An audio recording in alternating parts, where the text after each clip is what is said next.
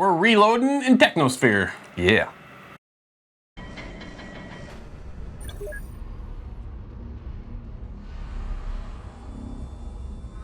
Nate, you and I jumped into a unique title called Technosphere Reload. This is a ball. You know what it reminds me of, honestly, is Monkey Ball.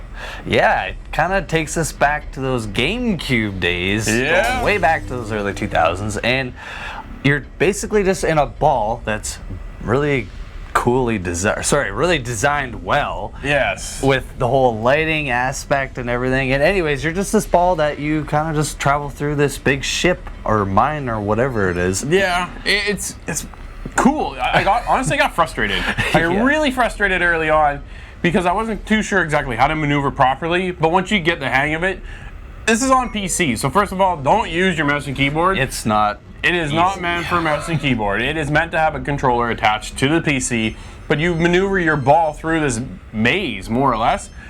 But the audio design in the game is phenomenal. The way the ball maneuvers, you can hear it rolling and stuff.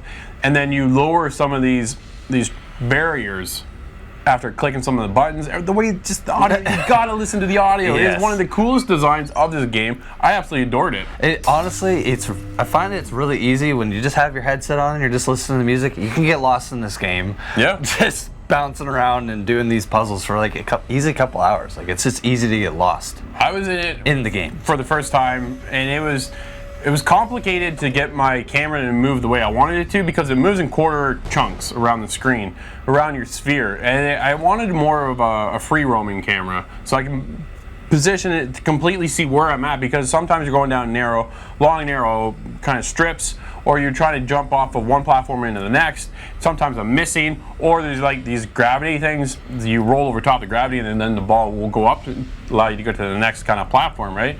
But I lost the sphere on the platform because it would shift over or shift back or shift away. So I found that a little complex at times, and then you die.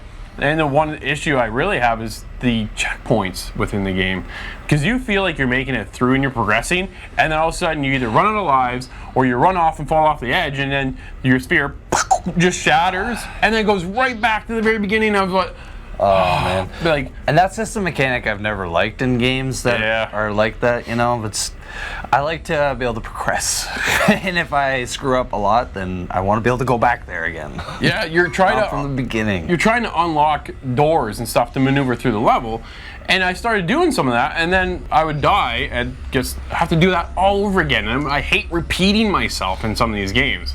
Yeah, I mean, that's probably one of the biggest downfalls of this game. Absolutely. The way the sphere though is designed, it's got circles all kind of cut out through it, and the lighting is fantastic. The way it shines through and then bounces off and in, and it just scatters about the whole world. And the way the world is created and lit itself. Honestly, like just from the very beginning of the game, it kind of reminded me of Star Wars, because it's just like a ship panning out. Yeah. Right, and it's dark and whatever, and then you just boom, and then you are the sphere, and then you just start moving. I don't know, it kind of had that little Star Wars feeling, and just the music and everything. It was really cool. It's cool. I don't think it's a game you want to play for extended amount of hours, because there is no real story within the game. There's no talking really. There's no voiceover. No, it's just in there to solve some puzzles, to kind of make your way through the world and stuff. It's cool. I really did enjoy it. I had a great time playing the game.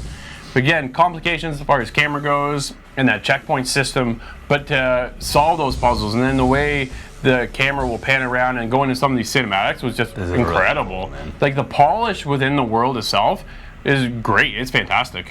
Yeah, man. I think we should wrap this one up, because Technosphere Reload for me had a sense of polish, camera issues, level design I thought was fantastic. The challenging way about maneuvering through the maze I thought was well designed. The game really drew me in with the audio, that the way the industrial kind of setting of everything kind of maneuvering through, it was outstanding. You guys have to give this. It's not a high priced game either. No. I believe you're in around like $10. It's worth it. It's well worth it. I'm giving it a 7. I'm just a little bit above you, actually. I'm a 7.5, man. Nice. Technosphere Reload is a fun, puzzle-solving, ball-rolling game taking us back to the GameCube days of Monkey Ball. It really only suffers from lousy checkpoints at times, and at times some janky camera angles. But with a great price at approximately $10, stunning visuals and audio, this game is a must try.